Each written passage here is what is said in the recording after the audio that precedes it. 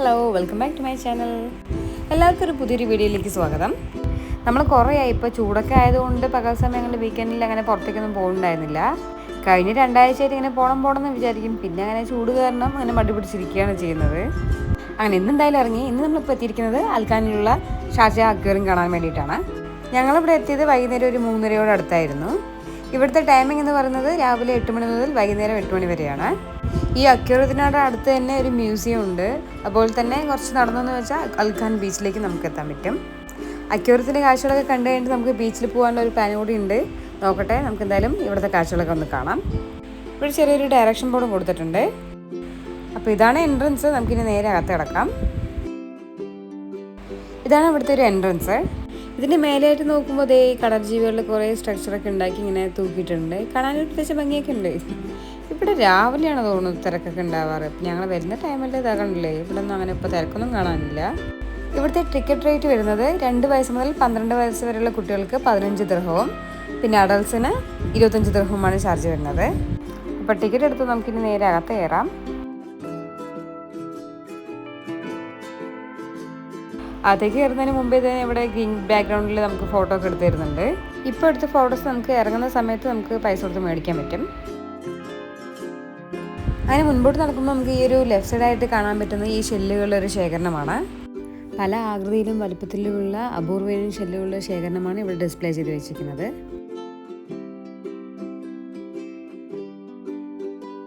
ആദ്യകാലത്ത് ഈ എണ്ണയൊക്കെ കണ്ടുപിടിക്കുന്നതിന് മുമ്പ് ഇവിടുത്തെ ഒരു ഉപജീവന മാർഗം എന്നുള്ളത് മീൻപിടുത്തവും ഈ മുത്തുശേഖരണമൊക്കെ ആയിരുന്നല്ലോ. അപ്പോൾ അതിൻ്റെ ഒരു മെയിൻ ഘടകമാണ് ഈ ഷെല്ല് എന്ന് പറയുന്നത്.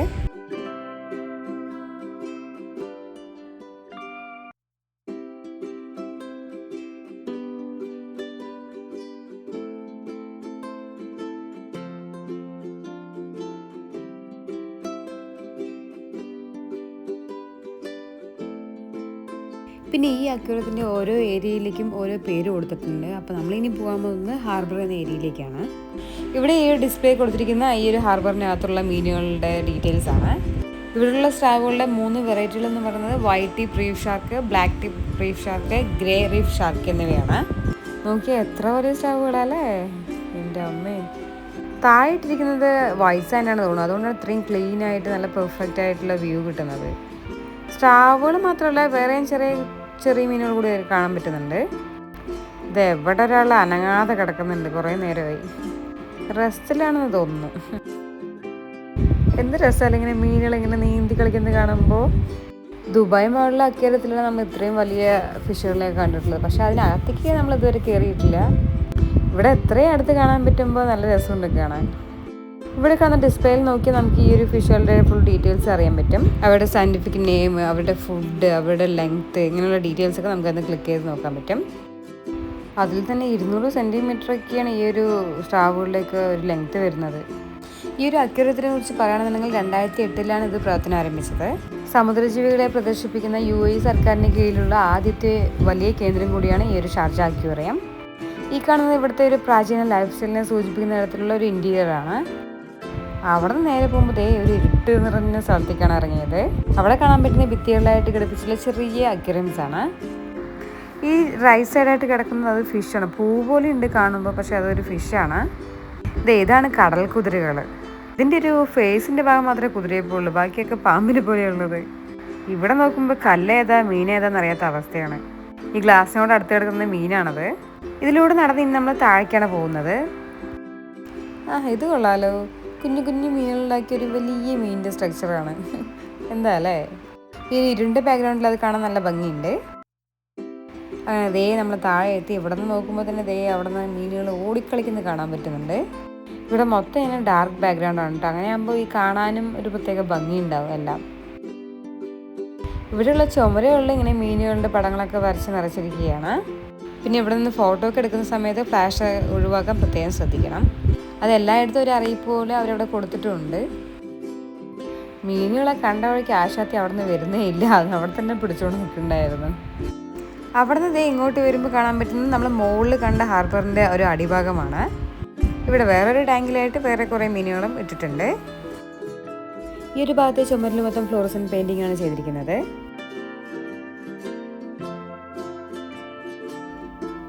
ഇത് കൊള്ളാലോ, ഗ്ലാസ് ടണൽ.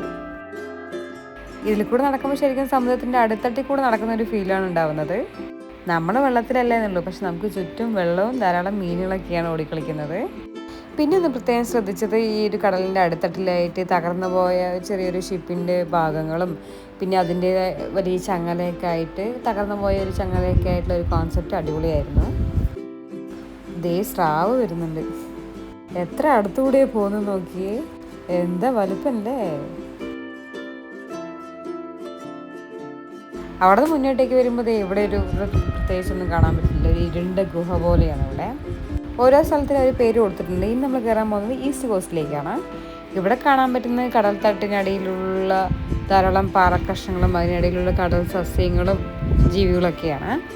ഒരു സമുദ്ര അടിത്തട്ട് എങ്ങനെയാണ് ഉണ്ടാകുന്നത് ആ ഒരു മാതൃകയിലാണ് ഈ ഒരു അക്വേറിയം സെറ്റ് ചെയ്തിരിക്കുന്നത്. ഈ ഒരു ഏരിയയാണ് വേവ് തിയേറ്റർ.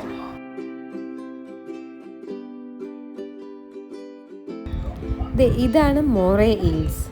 ഈൽസ് എന്നൊക്കെ നമുക്കറിയാലോ, ഈ ഇലക്ട്രിക് ഷോക്കൊക്കെ ജനറേറ്റ് ചെയ്യുന്ന ഒരു ഫിഷ് ആണെന്നുള്ളത്. പക്ഷെ ഇതിന് ആ കഴിവൊന്നുമില്ല, ഇത് സാധാ ഈൽസ് ആണ്. ശരിക്കും ഇതിൻ്റെ മുഖം കണ്ടാൽ തോന്നുന്നത് പാമ്പ് ഇരവഴങ്ങി കിടക്കുന്ന പോലെയാണ് ഒരു ഫേസ് ഉള്ളത്. ഈ ഒരു കല്ലിൽ ഇങ്ങനെ ചുറ്റിപ്പടഞ്ഞ് കിടക്കുമ്പോൾ നമുക്ക് ദൂരത്ത് നോക്കി ശരിക്കും പാമ്പായിട്ടേ തോന്നുകയുള്ളൂ. എത്രയധികം വ്യത്യസ്ത നിറഞ്ഞ കടൽ ജീവികളാണല്ലേ നമുക്കിവിടെ കാണാൻ പറ്റുന്നത്.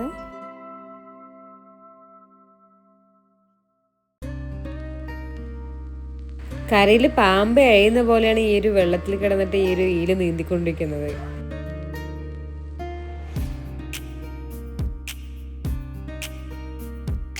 അങ്ങനെ കുറേ നേരം അതിനെ നോക്കൊണ്ട് അതിനെ നിന്നു. ഇനിയും കാണാനുണ്ട് കുറേ കാഴ്ചകൾ.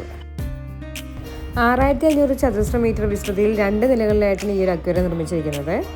അതിൽ തന്നെ 20 തരം വ്യത്യസ്ത അക്വേറിയങ്ങളിലായിട്ട് 150-ൽ പരം സമുദ്രജീവികളെയും അപൂർവ കടൽ ജീവികളെയും നമുക്ക് അവിടെ കാണാൻ സാധിക്കും.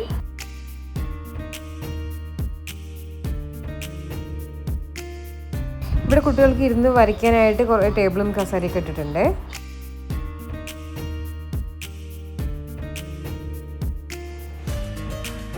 ഇത് കണ്ടോ, ഈ ഒരു പവിഴപ്പുറ്റുകൾക്കൊക്കെ വളരാൻ പറ്റുന്ന ഒരു അന്തരീക്ഷമാണ് ഇവിടെ സെറ്റ് ചെയ്ത് വെച്ചിരിക്കുന്നത്.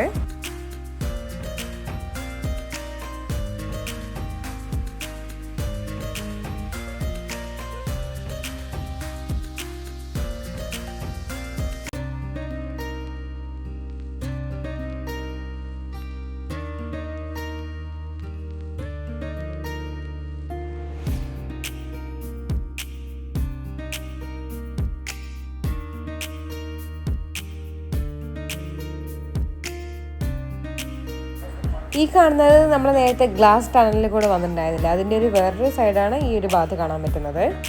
ഇവിടെ വലിയ അക്വേറിയംസും ഉണ്ട്, ചെറുതും ഉണ്ട്. അതിൽ ഈ ഒരു വലിയ അക്വേറിയത്തിൻ്റെ പല ഭാഗങ്ങളാണ് നമ്മളിങ്ങനെ നടന്നു വരുന്ന വഴിക്ക് ഇങ്ങനെ കണ്ടുകൊണ്ടിരിക്കുന്നത്.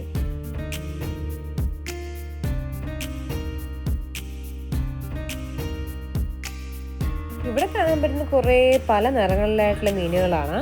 യെല്ലോ, ബ്ലൂ, വൈറ്റ്, ബ്ലാക്ക്, പിന്നെ റെഡ് ആൻഡ് വൈറ്റ്. അത് നന്നായിട്ടുണ്ട് കാണാൻ. കുറേ പേര് അതിന് ബാക്ക്ഗ്രൗണ്ട് ആക്കി വെച്ച് ഫോട്ടോസൊക്കെ എടുക്കുന്നുണ്ട്. ഈ അക്വേറിയത്തിനടുത്തുള്ള ഡിസ്പ്ലേയിൽ അതിലുള്ള ജീവികളുടെ ഡീറ്റെയിൽസ് ഒക്കെ കൊടുത്തിട്ടുണ്ട്. നമുക്കത് മാറ്റി മാറ്റി നോക്കാവുന്നതാണ്. ഈ ഒരു അക്വേറിയം ഒരുക്കിയ രീതിയാണ് ശരിക്കും നമുക്കൊരു സമുദ്രം അടുത്തിട്ട് ഫീൽ ചെയ്യിക്കുന്നത്. കടലിടുക്ക് നേടിയിട്ടില്ലേ, നമ്മൾ ടി വിയിലൊക്കെ കണ്ടില്ലേ സീ ഡൈവേഴ്സൊക്കെ കടലിൻ്റെ അടുത്തിട്ട് പോയിട്ടുള്ള വീഡിയോസൊക്കെ എടുത്തിട്ടുള്ളത്. ശരിക്കും ആ ഒരു രീതിയിൽ തന്നെയാണ് ഈ ഒരു അക്വേറിയം നമുക്ക് കാണുമ്പോൾ തോന്നുന്നത്.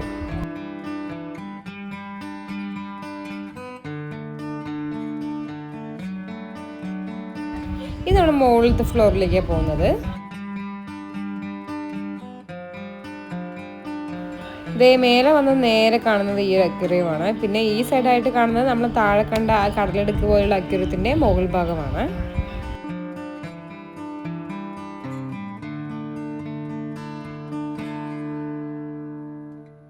ഇവിടെ ആയിട്ട് വലിയൊരു മീൻ ഉണ്ടാക്കി വെച്ചിട്ടുണ്ട്. അപ്പം അതിൻ്റെ മുമ്പിൽ നിന്നൊക്കെ കുറേ പേര് ഫോട്ടോസൊക്കെ എടുക്കുന്നുണ്ടായിരുന്നു. ഞാൻ വെറുതെ നോക്കി നിന്നു. ഇവിടെ ഒരാളാണെങ്കിൽ ചുറ്റും ചുറ്റും ഓടി നീന്തിക്കൊണ്ടിരിക്കുക. നല്ല രസമുണ്ടാകും നീന്തുന്നത് കാണാൻ. ഇതിൻ്റെ ചെകിട കാണുമ്പോൾ എനിക്ക് കോഴിയുടെ തൂവല ഓർമ്മ വരുന്നത്.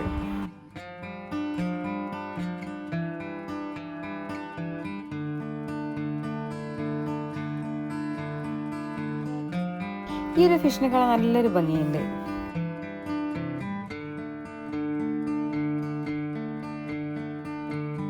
ഈ ഒരു ഭാഗം അറിയപ്പെടുന്നത് മാംഗ്രോവ് ട്രീസ് ആണ്. മാംഗ്രോവ് ട്രീസിനിടയിലുള്ള അക്വേറിയമാണ് ഇവിടെ ഉള്ളത്. മറൈൻ ലൈഫിൽ ഈ മാംഗ്രോവ് ട്രീസ് എത്രത്തോളം ഇമ്പോർട്ടൻ്റ് ആണ് എന്ന് കാണിക്കാൻ വേണ്ടി ഈ ഒരു കോൺസെപ്റ്റ് ഇവിടെ ഒരുക്കിയിരിക്കുന്നത്.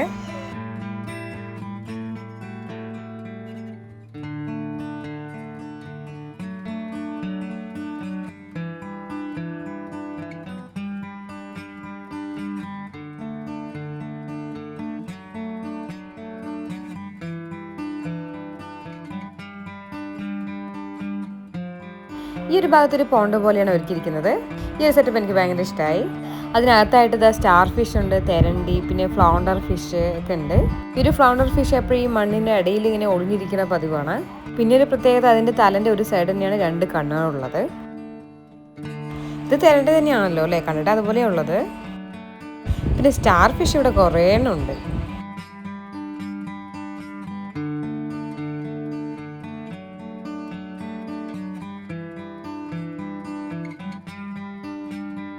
ഇവിടെ ഉള്ളത് പ്രോൺസ് ആണ്. പ്രോൺസിൻ്റെ വലിയ സൈസാണ് ഇവിടെ ഉള്ളത്.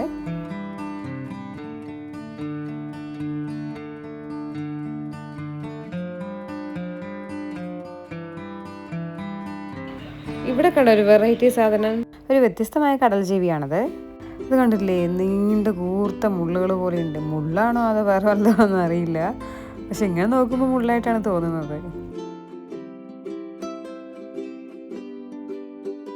അതൊന്നും മാത്രമല്ല, കുറേ എണ്ണം അതിൻ്റെ പുറകിലായിട്ട് കാണുന്നുണ്ട്.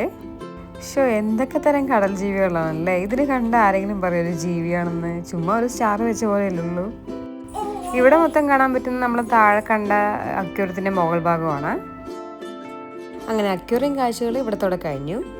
ചുരുങ്ങിയ ചിലവിൽ കടൽ തട്ടിലെ കൗതുകങ്ങളും മത്സ്യജീവിതവും കാണാനുള്ള ഒരു അവസരമാണ് ഷാർജ അക്വേറിയം നമുക്കായിട്ട് ഒരുക്കി തരുന്നത്.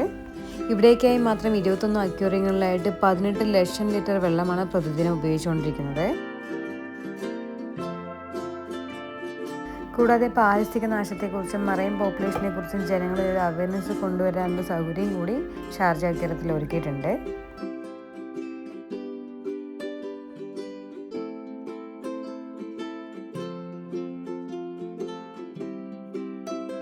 കാഴ്ചകളെല്ലാം കണ്ടവസാനിച്ച് വരുമ്പോൾ ഇവിടെ ഒരു റെസ്റ്റോറൻറ്റും അതിനടുത്തായിട്ട് തന്നെ ചെറിയൊരു പ്ലേ ഏരിയ ഒക്കെ ഉണ്ട്. കുട്ടികളൊക്കെ അവിടെ ഓടി കളിക്കുന്നുണ്ട്. പിന്നെ ഞങ്ങൾ അവിടെ നിന്ന് കുറച്ച് സ്നാക്സൊക്കെ മേടിച്ച് കഴിച്ച് കുറച്ച് നേരം അവിടെ ഇരുന്നു. ഈ ഒരു ഭാഗത്തും ഇരുന്ന് കഴിക്കാനുള്ള സൗകര്യമൊക്കെ ഉണ്ട്. ഇപ്പോൾ ചൂടായതുകൊണ്ട് ഈ പകൽ സമയങ്ങളിലൊന്നും ഇവിടെ ഇരിക്കാൻ പറ്റില്ല.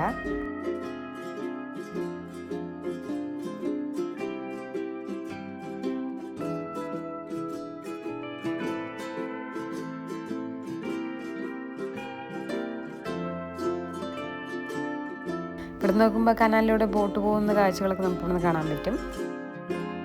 അങ്ങനെ ഒരു 5 മണി കഴിഞ്ഞപ്പോൾ ഞങ്ങൾ അവിടെ നിന്ന് മെല്ലെ ഇറങ്ങി. ഇവിടെ ഞങ്ങൾ ഒരു 2 മണിക്കൂറിനടുത്ത് സ്പെൻഡ് ചെയ്തിട്ടുണ്ട്.